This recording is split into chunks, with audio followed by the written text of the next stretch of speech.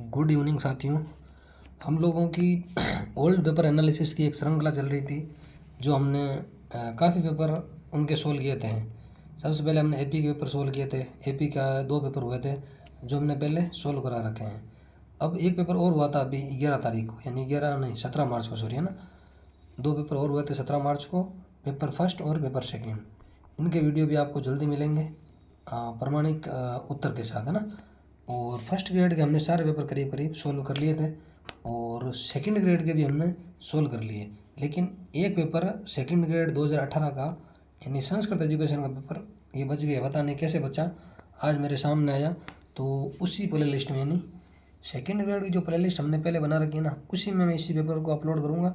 अगर कोई आपका छोटा भाई बहन कोई भी तैयारी कर रहा है और विशेष रूप से हिंदी से तैयारी कर रहा है तो उनको ये पेपर ज़रूर दिखाएं आप।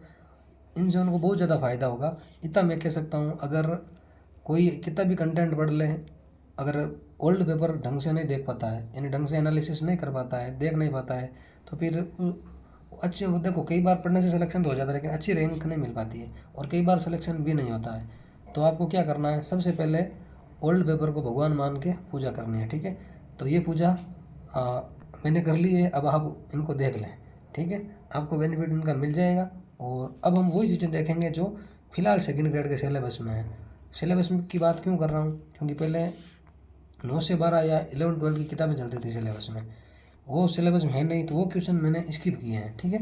तो अब वही देखेंगे जो सिलेबस में थे और थोड़ी थोड़ी कोशिश करेंगे एनालिसिस की, जिससे आपको और आप जिसे दिखाओगे उन्हें भी फ़ायदा हो, ठीक है। तो शुरू कर रहे हैं क्वेश्चन नंबर 1 से। क्वेश्चन नंबर 1 कह रहा है, किस शब्द में वी उपसर्ग नहीं है। वी उपसर्ग नहीं है। वी प्लस आकरण, इसमें तो वी उपसर्ग है। वी प्लस आकरण, है ना, इसमें वी उपसर्ग है। वी प्लस भा, इसमें भी वी उपसर्ग है। वी प्लस उत्पत्ति, इसमें भी वी उपसर्ग है। लेकिन वी प्लस दूर, इसमें वी उपसर्ग नहीं है। दूर कोई शब्द नहीं होता, इसलिए सही उत्तर इसका होगा ऑप्शन नंबर 1, ठीक है।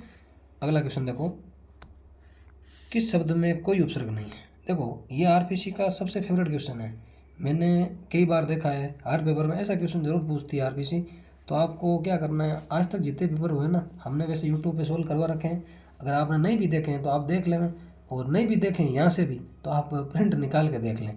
और उनमें जो शब्द पूछ रहे हैं ना, कभी इन शब्दों में उपसर्ग नहीं है और आरपीसी ने पूछे हैं, तो आप उन शब्दों को अलग से लिख लें, क्योंकि इसका फ़ायदा सीधा मिलता है, ये मैंने देखा है, ठीक है ना। तो आप ये काम जरूर करें आज, क्योंकि देखो, आप पूरी किताब पढ़ोगे उससे अच्छा आप 4 पेपर देख लोगे तो आपके 4 क्वेश्चन ज़्यादा सही हो जाएंगे, है ना। तो किस शब्द में कोई उपसर्ग नहीं है। देखो, बेचारा में बे उपसर्ग है, बेशुमार में बे उपसर्ग है, विहित में मतलब वी उपसर्ग है, लेकिन विदित, विदित में कोई उपसर्ग नहीं है, ठीक है। और एक विदुर में भी कौन सा वी उपसर्ग नहीं है, मतलब 2 शब्द हो गए जिसमें उपसर्ग नहीं है। ऐसे शब्द क्या, आप इनका संकलन कर लो अच्छे से। अगला क्वेश्चन, किस विकल्प में गार प्रत्यय युक्त शब्द नहीं है। गार प्रत्यय युक्त शब्द नहीं है। देखो, मददगार, मदद प्लस गार, गुनाहगार, गुनाह प्लस गार, यादगार, याद प्लस गार, कारा प्लस आगार होता है। क्या होता है, कारा प्लस आगार, गार नहीं होता, आगार होता है। तो सही उत्तर कौन सा है, ऑप्शन नंबर 1। अगला क्वेश्चन देखो, किस विकल्प में कर्दंत कर्त प्रत्यय युक्त शब्द हैं। कर्त प्रत्यय, कर्त प्रत्यय क्या होता है, जो क्रिया के साथ प्रत्यय जुड़ता है ना, उसे कर्त प्रत्यय कहते हैं। ये चीज़ तो हमने पहले देख रखी है, ठीक है। और बाकी जो संज्ञा सर्वनाम विशेषण के साथ जुड़ता है वो कौन सा प्रत्यय होता है, तद्धित प्रत्यय। और उनसे जुड़ने के बाद ये क्या कहलाता है, तद्धितांत। क्या कहलाता है, तद्धितांत, है ना। और ये कर्त वाला कर्दंत कहलाता है। तो ये पूछ रहा है किस विकल्प में कर्दंत शब्द है, बताओ। भारत संज्ञा है तो ये भी नहीं है, राष्ट्र ये भी संज्ञा है, ग्राम ये भी संज्ञा है, कर्ण यानी करना क्या है, क्रिया है। तो क्रिया के साथ प्रत्यय जुड़ने से कौन सा प्रत्यय बना है, कर्दंत प्रत्यय, ठीक है ना। ध्यान रखना, भारत क्या है, संज्ञा है। कौन सी संज्ञा, व्यक्तिवाचक संज्ञा। राष्ट्र क्या है, ये जातिवाचक संज्ञा है। ग्राम क्या है, ये भी जातिवाचक संज्ञा है, ठीक है। ये संज्ञा है। तो संज्ञा में संज्ञा सर्वनाम और विशेषण में जो प्रत्यय जुड़ता है ना, उसे तदित या तदितांत प्रत्यय कहते हैं। और जो क्रिया में जो जुड़ता है उसे कृत प्रत्यय कहते हैं, ठीक है। ये चीज़ आपको ध्यान रखनी है। अगला क्वेश्चन, इनमें से किस विकल्प के सभी शब्द कर्त प्रत्यय से बने हैं, बताओ क्रिया से बने हैं, सभी शब्द पूछ रहा है। पहली बात तो सभी पे अंडरलाइन कर लो। अब देखो बचत, बचत छात्रा, बचना तो क्रिया मान लेते हैं, फिर भी बचाना क्रिया मान सकते हैं, लेकिन छात्रा क्रिया नहीं है ना, तो ये सही नहीं। कारक करना, भागना दोनों क्रिया है। कारक और भगोड़ा दोनों में क्या है, कृत प्रत्यय है, क्योंकि क्रिया से बने हैं। तेली मिठास इसमें भी नहीं है। घबराहट कौनते इसमें भी नहीं है। तो ऑप्शन नंबर बी सही उत्तर है इसका, है ना। अगला क्वेश्चन, निम्नलिखित में से किस विकल्प में परस्पर विलोम शब्द नहीं है। पूछ रहा है विलोम किस में नहीं है ना, इष्ट अभिष्ट, तो पहला ही सही नहीं है। इष्ट का विलोम क्या होता है, अनिष्ट।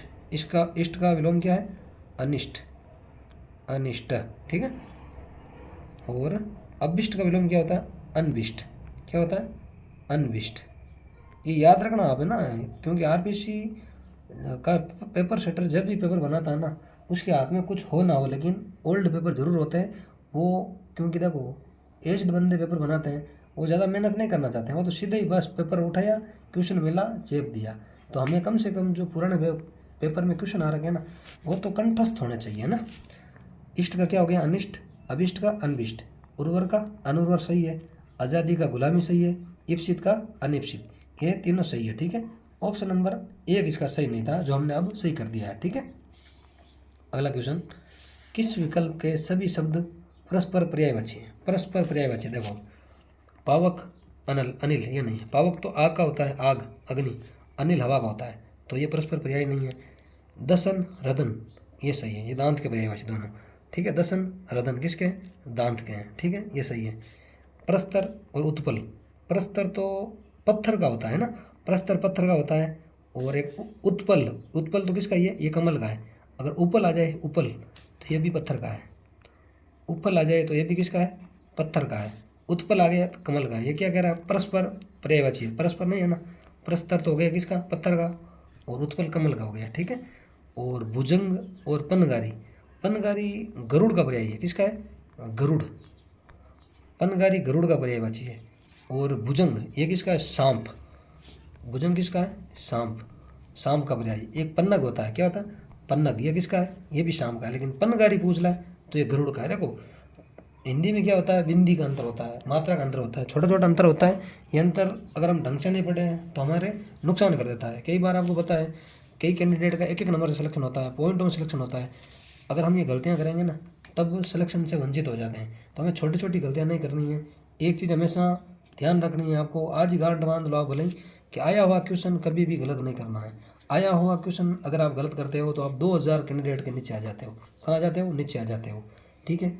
और एक आसान क्वेश्चन कभी भी गलत नहीं करना है। आसान क्वेश्चन कैसे, ऐसे भाई पूछ ले नाट्यशास्त्र किसकी पुस्तक है, ये आसान क्वेश्चन है ना, ज़्यादा हार्ड थोड़ी, रस कितने हैं। ऐसा क्वेश्चन अगर आपसे गलत हो जाए तो आप 2000 और नीचे आ जाते हो। मतलब आसान क्वेश्चन और आया हुआ क्वेश्चन कभी भी गलत नहीं करना है, ये गांठ मान लो आप बात, ठीक है। अगला क्वेश्चन, किस किस शब्द में कर्ण तत्पुरुष समास है। किस शब्द में कर्ण तत्पुरुष समास है। देखो पथभ्रष्ट, अपादान तो सब में लग रहा है मुझे ना, लेकिन इन्होंने पूछ लिया कर्ण, तो कर्ण देखो पथभ्रष्ट, इसमें पथ से भ्रष्ट अपादान तत्पुरुष है। गुणयुक्त, गुण से युक्त कर्ण तत्पुरुष है इसमें ना, गुण से युक्त। जीवन दान, जीवन के लिए दान, इसमें कौन सा है, संप्रदान, कौन सा है, संप्रदान। स्वर्ग, स्वर्ग पतित, स्वर्ग को पतित, यानी इसमें कर्म तत्पुरुष है, ठीक है। तो सही उत्तर कौन सा होगा, ऑप्शन नंबर बी गुणयुक्त, ठीक है। अगला क्वेश्चन देखते हैं अब हम। अगर आपको ये वीडियो ढंग के लग रहे हैं ना, तो अपने दोस्तों के साथ शेयर जरूर करें, ठीक है। वैसे अपना ऐसा कोई लोभ नहीं है, पहले पेपर तो मैंने जो करवा रखे थे ना, सब प्राइवेट कर रखे थे, अभी मैंने पब्लिक किए हैं, किसी की हेल्प हो जाए, है ना। तो क्वेश्चन नंबर 9 कह रहा है, किस शब्द युग्म का अर्थ भेद सम्मिलित नहीं है। देखो द्वीप हाथी सही है, द्वीप टापू सही है, उद्धार दानशील या दयालु सही है, उद्धार तारना या भला करना ये भी सही है। अवधि ये गलत है, उल्टा दे दिया। अवधि क्या है, एक समय सीमा, इन्होंने उल्टा दे दिया। ये अवधि है ना पहला, इसका अर्थ होता है समय सीमा, क्या होता है, समय सीमा। और ये अवधि इसका अर्थ होता है भाषा, तो उल्टा दे दिया। तो इसलिए सही उत्तर कौन सा होगा, ऑप्शन नंबर 3। अविराम का अर्थ निरंतर होता है, अभिराम का सुंदर, ठीक है। अगला क्वेश्चन, ऐसा रोग जो छूने मात्र से फैलता हो, वाक्यांश के लिए सार्थक शब्द हैं। छूने मात्र से जो रोग फैलता है उसे संक्रामक रोग कहते हैं। कैसा रोग कहते हैं, संक्रामक, कौन सा रोग, संक्रामक रोग कहते हैं। ऐसा रोग जो छूने मात्र से फैलता है उसे क्या कहते हैं? संक्रामक रोग, है ना। अगला क्वेश्चन, किस विकल्प के सभी शब्द वर्तनी की दृष्टि से शुद्ध है? मतलब शुद्ध कौन से है, सभी पूछ रहे हैं। पहली चीज़ तो सभी पर अंडरलाइन करनी है, वर्तनी की दृष्टि से शुद्ध, ठीक है। पहला देखो, दृष्टा और गरिष्ठ, ऑप्शन नंबर पहला ही सही है। दृष्टा भी शुद्ध है और गरिष्ठ भी शुद्ध है, ठीक है। दोनों शब्द पूछ रहा है, बाकी इनमें भी कुछ शुद्ध है लेकिन दोनों नहीं है, ठीक है। अधीन शुद्ध है लेकिन दुरावस्था या शुद्ध है। दुरावस्था ना होता है, क्या होता है? दुर्वस्था। क्या होता है? दुर्वस्था, ठीक है। आगे देखो आप, उच्छिष्ट, उच्छिष्ट, इसमें देखो उच्छिष्ट, ये गलत है। ये कैसे होता है? उच्छिष्ट टे होता है लास्ट में, क्या होता है? टे, ठे नहीं होता। प्रतिनिधि सही है, दंपति ये भी सही है, लेकिन गृहिणी ये गलत हो गया, है ना। गृहिणी होता है, क्या होता है? गृहिणी। अगर आपके पास पेपर है ना, ये चीज़ आप साथ ही साथ लिख लिया करो तो आपको बेनिफिट मिलेगा, ठीक है ना। अगला क्वेश्चन, तो देखो इसका सही उत्तर क्या है? ऑप्शन नंबर 1 है। तो हमने साथ इसलिए देखे साथ में, क्या पता अगली बार ये क्वेश्चन और आ जाए तो हमसे गलती ना हो। दुर्वस्था होता है, सही है। ये उच्छिष्ट होता है, ये गृहिणी होता है, ठीक है। अगला क्वेश्चन, व्याकरण की दृष्टि से कौन सा वाक्य अशुद्ध है? अशुद्ध पूछ रहा है ना। किसी को गाली देना ठीक नहीं है, ये तो शुद्ध लग रहा है एकदम। वह सदैव सही समय पर आता है, ये भी शुद्ध है। पकड़े जाने पर वे औरत रोने लगी, ये भी शुद्ध है।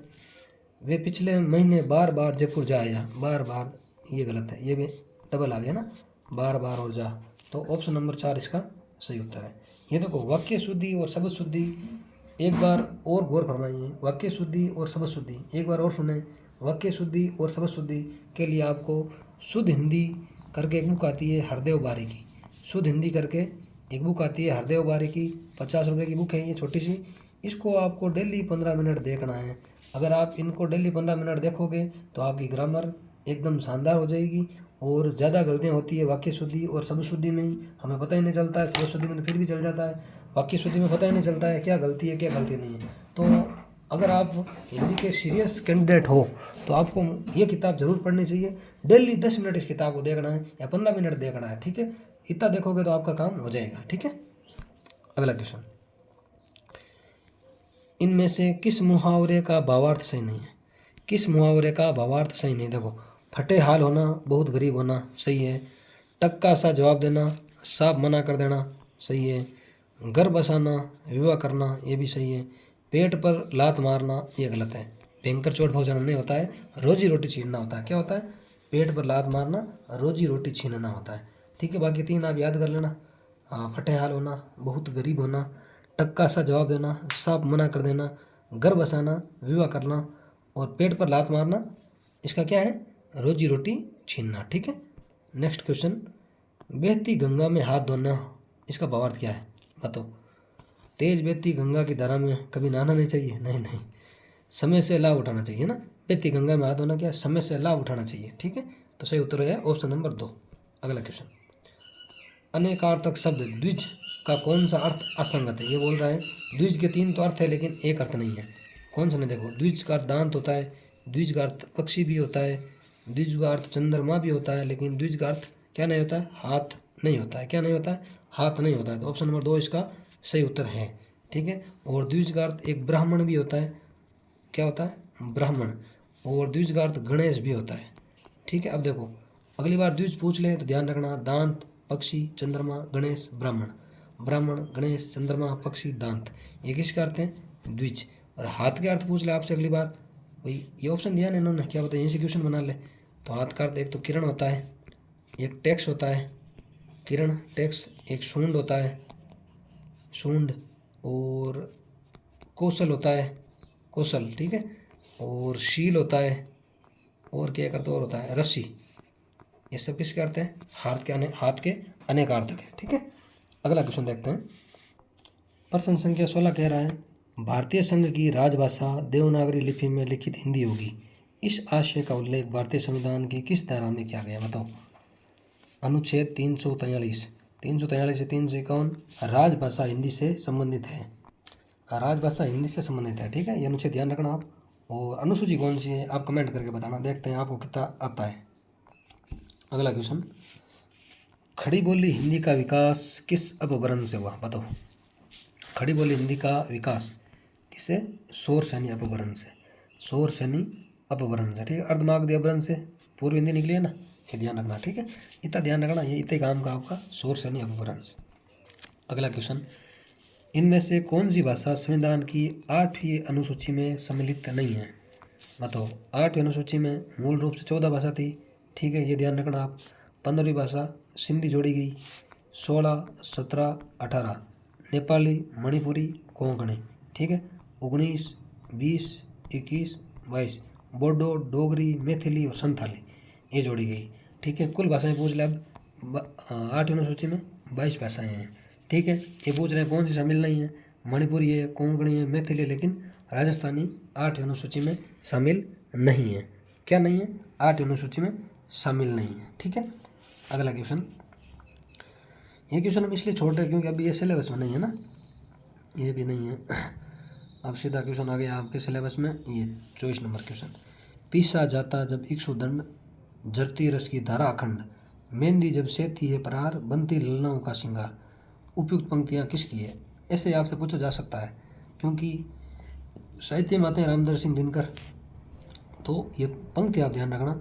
पीसा जाता जब इक्षुदंड, झरती रस की धारा अखंड, मेहंदी जब सहती है परार, बनती ललनाओं का श्रृंगार, है ना। तो ये पंक्ति पूछ ले किसकी है, तो रामधर सिंह दिनकर की पंक्ति है। अच्छी पंक्ति है ये, तो मतलब गहरा मेहनत पे ये पंक्ति है। पीसा जाता जब इक्षुदंड, है ना, इक्षुदंड यानी गन्ना जब पीसा जाता है, झरती रस की धारा अखंड, फिर उससे रस की धारा निकलती है, ठीक है ना। मतलब मेहनत पे कुल मिला के। मेहंदी जब सेती परार, मेहंदी को कूटते हैं ना तब ये बनती है लल्लाओं का श्रृंगार, मतलब फिर ये अच्छी रचती है, ऐसा कवि ने कहा है। तो आपको ये ध्यान रखना है कि पंक्ति किसकी है। बाकी तो और क्या करना है, कोई ऐसी काम की चीज़ हो तो मेरे से पूछ लेना, ज़रूर हेल्प करेंगे आपकी, ठीक है ना। अब नेक्स्ट क्वेश्चन देखते हैं हम, क्वेश्चन नंबर 28। पहले क्वेश्चन सिलेबस में नहीं है इसलिए हमने छोड़ दिया सीधे, है ना।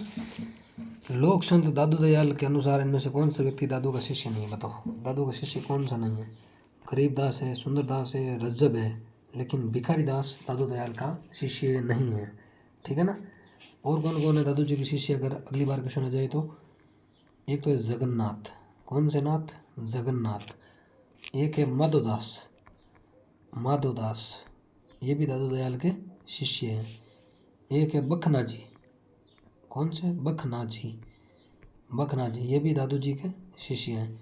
एक है सुंदरदास, सुंदरदास ये अपने नाम के अनुरूप सुंदर भी बहुत थे, है ना। देखो, जगन्नाथ, माधोदास, बखना जी और सुंदरदास, ठीक है। और गरीबदास हो गए, रज्जब हो गए, ये किसके? दादू के शिष्य थे, लेकिन भिखारीदास दादू का शिष्य नहीं था, ध्यान रखना। अगला क्वेश्चन, मोहन राकेश की आखिरी चट्टान की विधा क्या है? मोहन राकेश की रचना पूछ ले कौन सी? आखिरी चट्टान। अभी पूछ रहा है इसकी विधा क्या है, तो ये यात्रा संस्मरण है, ठीक है, यात्रा वृत्तांत है, ध्यान रखना। क्योंकि ये सिलेबस में नहीं है लेकिन इनडायरेक्ट है तो मैं उनकी बात कर रहा हूँ, ठीक है। तो ये कुछ आप शब्द शुद्धि की दृष्टि से मैंने कुछ शब्द लिख रखे हैं, अब ये ध्यान रखना, मुझे याद आ गया अब। देखो, कंप्यूटर में पे याद आता है ना, एक मिनट, कंप्यूटर, कंप्यूटर, कंप्यूटर ऐसे शुद्ध होता है, ध्यान रखना, क्योंकि कई बार गलती होती है। एक प्रदर्शनी होता है, प्रदर्शनी नहीं होता है। क्या होती है? प्रदर्शनी। एक श्रृंगार होता है, ठीक है, री होता है। एक श्रृंखला होता है। ये 4-5 शब्द है ना, आप ध्यान रखें, ये बार बार पूछे जाते हैं, तो यहाँ आपको गलती नहीं करनी है। कंप्यूटर में पे आधा होता है, ये अभी कहीं आया था, मैंने यहाँ लिख लिया पेपर में। एक प्रदर्शनी होता है, प्रदर्शनी नहीं होता है। एक श्रृंगार होता है, एक श्रृंखला होता है। तो यहाँ बहुत ज़्यादा गलतियाँ होती है और हर बार ये क्वेश्चन पूछे जाते हैं, तो हमें गलतियों से बचना है, गलतियों से सीखना है और आगे बढ़ना है, ठीक है।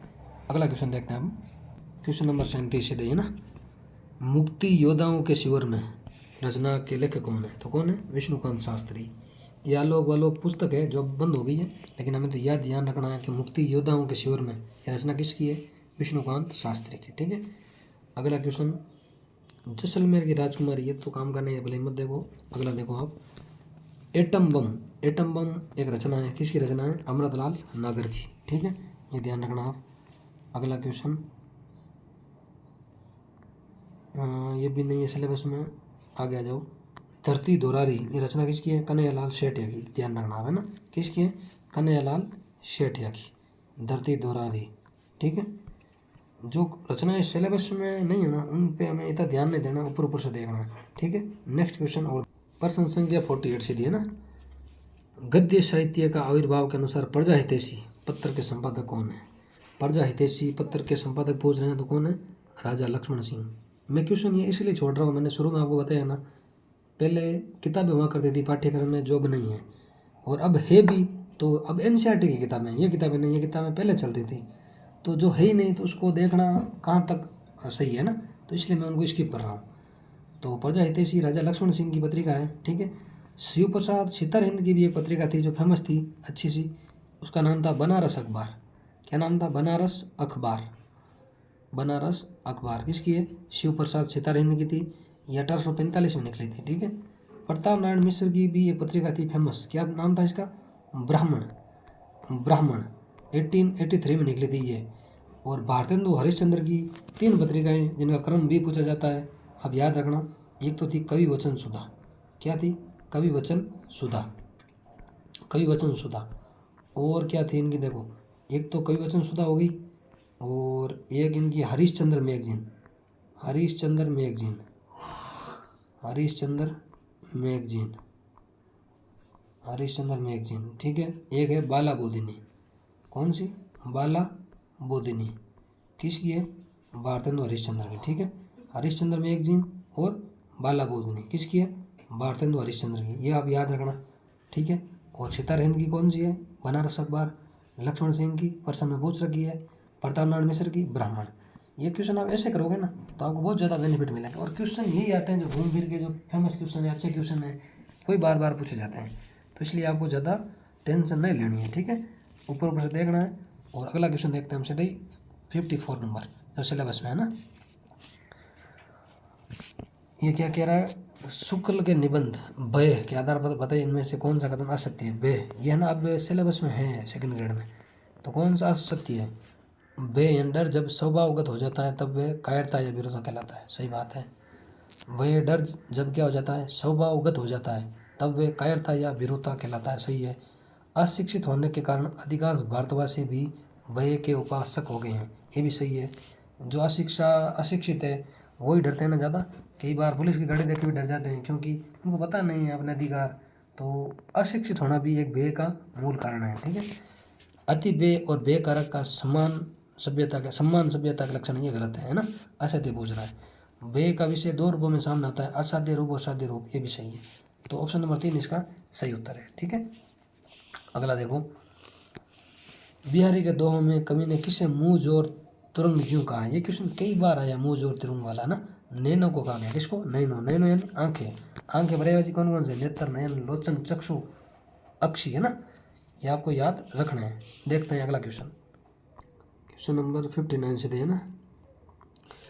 राम की शक्ति पूजा से, अच्छा क्वेश्चन है। आराधन का दृढ़ आराधन से 2 उत्तर। तुम बरो विजय संयत प्राणों से प्राणों पर। रावण अशुद्ध होकर भी यदि कर सकता त्रस्त, तो निश्चय तुम हो सिद्ध करोगे उसे ध्वस्त। ये पंक्तियाँ किसकी हैं? ये पूछना चाह रहा नहीं है, बताओ ये पंक्तियाँ किसकी हैं? ये पंक्तियाँ जाम्बवान की है। किसकी है? जाम्बवान की, ठीक है। एक क्वेश्चन और बच गया अपने, ये भी अच्छा क्वेश्चन है। आखिरकार वही हुआ जिसका मुझे डर था, जोर जबरदस्ती से बात की चूड़ी मर गई और वे भाषा में बेकार घूमने लगी। ये पंक्तियाँ किसकी है? ये कुंवर नारायण की पंक्तियाँ। ये बार बार पूछी जाती है, इसलिए मैं इनका जिक्र कर रहा हूँ। वैसे है तो ये किताब से, लेकिन बार बार पूछे जाते हैं, और इन्हें आप साहित्य में भी काउंट कर सकते हो, ठीक है ना। तो ये चीज़ आपको ध्यान रखनी है। और ये नहीं है, 57वां अपना हो गया, फिर बच्चे हैं 59 भी हो गया, 60 देख लो। संगत कीजिए साधु की कभी ना निष्फल होई, लोहा पारस परस्ते तो भी कंचन होई। ये पंक्तियाँ किसकी, बताओ किसकी है? ये कबीरदास जी की। किसकी है? कबीरदास जी की। अच्छी पंक्तियाँ हैं, 2-3 बार ये नेट में भी पूछी जा चुकी है। संगत कीजिए साधु की कभी ना निष्फल होई, लोहा पारस परस्ते सो भी कंचन होई, है ना। अगला क्वेश्चन देखो, 75 तक देखेंगे हम आज, है ना, बाकी का बाद में और देखेंगे नेक्स्ट वीडियो में। मैं जब जब शिरीष की ओर देखता हूँ तब तब हुक उठती है, हाय वे अवधूत आज कहाँ। अवधूत शब्द किसके लिए प्रयुक्त है, बताओ। शिरीष का फूल एक रचना है किसकी? हजारी प्रसाद द्विवेदी की। तो अवधूत शब्द का उन्होंने प्रयोग किया था महात्मा गांधी के लिए। किसके लिए? महात्मा गांधी के लिए। अब देखते हैं हम अगला क्वेश्चन, जो 65 नंबर क्वेश्चन है ना, पाजेब कहानी। पाजेब कहानी पहली बात तो आपको ध्यान रखनी किसकी है? जैनेंद्र की। किसकी है?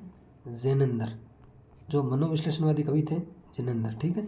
और एक बाल मनोवैज्ञानिक कहानी है, कैसी है, बाल मनोवैज्ञानिक कहानी है, ठीक है। देखते हैं अगला क्वेश्चन, क्वेश्चन नंबर 66।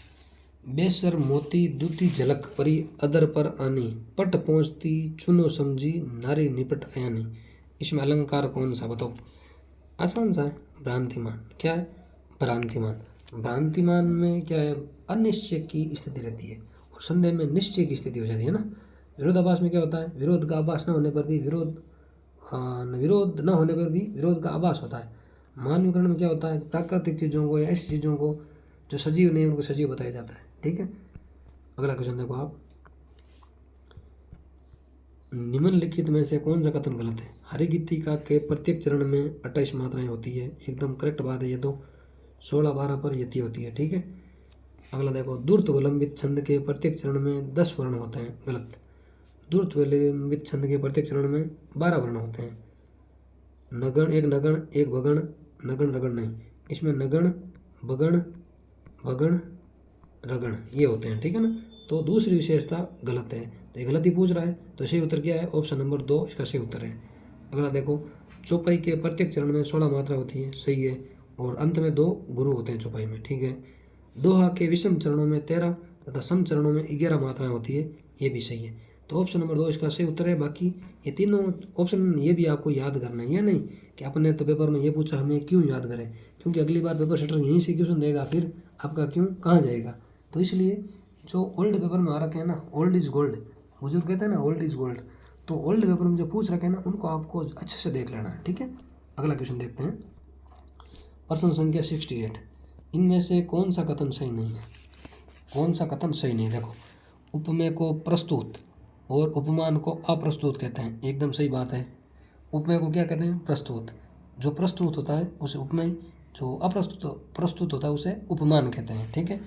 पहला सही है। दूसरा ऑप्शन देखो, जहाँ प्रस्तुत पर अप्रस्तुत का अभेद आरोप किया जाए वहाँ रूपक अलंकार होता है। जहाँ प्रस्तुत पर अप्रस्तुत का अभेद, कैसा, अभेद आरोप किया जाए वहाँ रूपक अलंकार होता है, एकदम सही बात है। अगला देखो, जहाँ उपमेय की उपमान से तुलना की जाए वहाँ कौन सा अलंकार, तुलना की जाए वहाँ उपमा अलंकार होता है। और जहाँ संभावना की जाए वहाँ उत्प्रेक्षा अलंकार होता है, कौन सा, उत्प्रेक्षा, ठीक है। ऑप्शन नंबर 4 क्या कह रहा है, जहाँ बिना कारण के ही कार्य संपन्न हो जाए वहाँ असंगति अलंकार, नहीं नहीं नहीं, जहाँ बिना कारण के ही कार्य हो जाए वहाँ विभावना अलंकार होता है, कौन सा होता है, विभावना।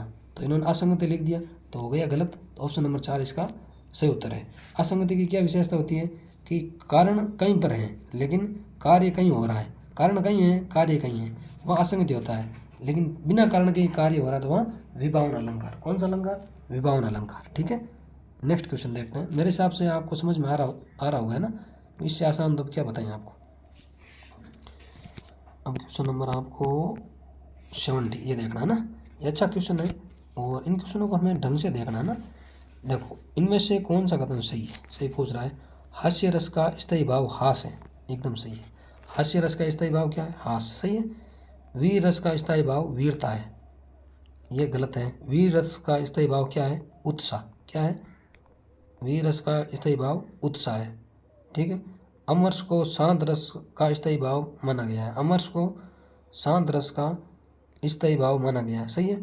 ये भी गलत है क्योंकि शांत रस का स्थायी भाव निर्वेद है, क्या है, निर्वेद, ये भी गलत है। पहला तो उत्तर तो सही हो गया पहला, बाकी हम ये देख रहे हैं कि गलत क्यों है। वीर रस का स्थायी भाव उत्साह है और शांत रस का स्थायी भाव निर्वेद है, ठीक है। करुण रस का स्थायी भाव करुणा, नहीं नहीं, करुण रस का स्थायी भाव क्या है, शोक, क्या है, शोक। तो हम ये बाकी का ऑप्शन इसलिए देख रहे हैं, क्या पता अगली बार पूछ ले और हमारा रिवीजन भी हो जाए, ठीक है। अब आपको क्या ध्यान रखना है, हास का स्थायी भाव, हास्य रस का हास है, ठीक है। वीर रस का उत्साह है, ठीक है। शांत रस का निर्वेद है, ठीक है।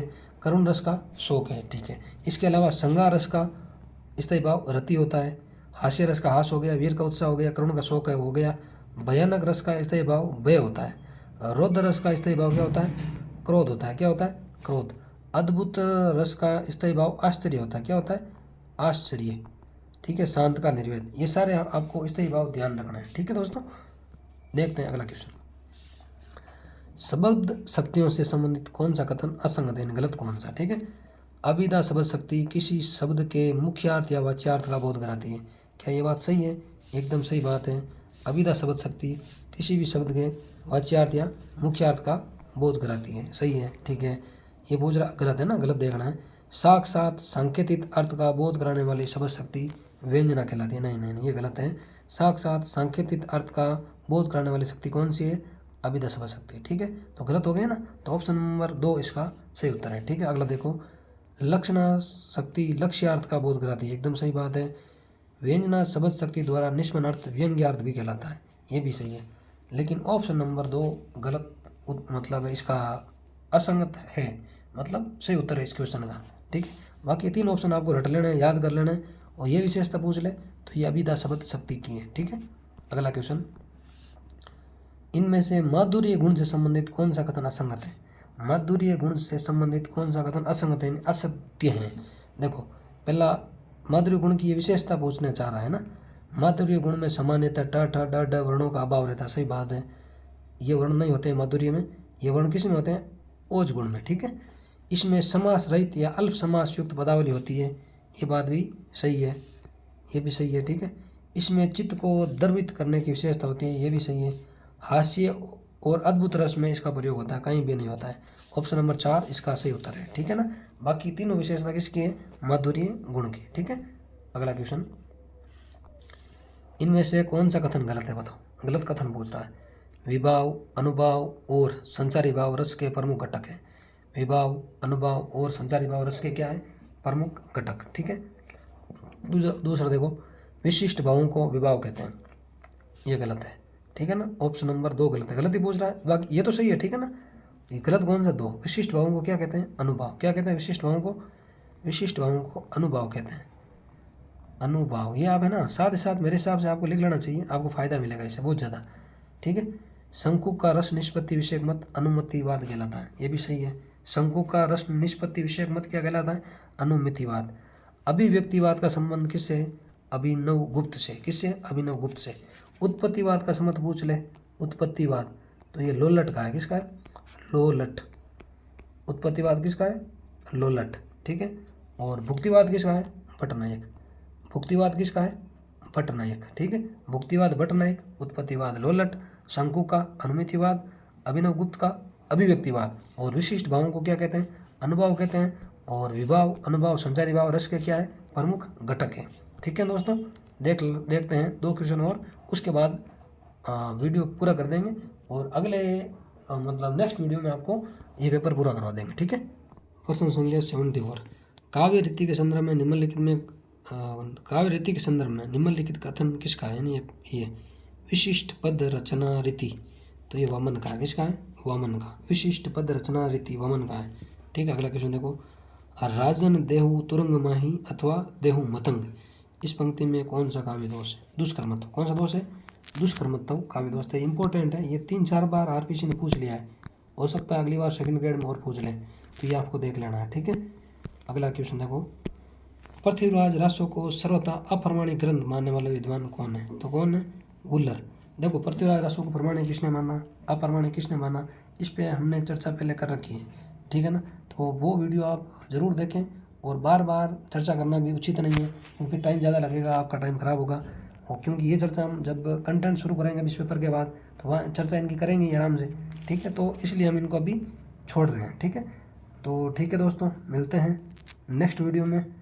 आज के लिए इतना ही है, और आप इन्हें देखना बार बार, अच्छा लगे तो बताना दोस्तों को, नहीं अच्छा लगे तो डिसलाइक कर देना, लेकिन कुछ ना कुछ करना ज़रूर है। ठीक है, मिलते हैं नेक्स्ट वीडियो में। जय हिंद, जय भारत।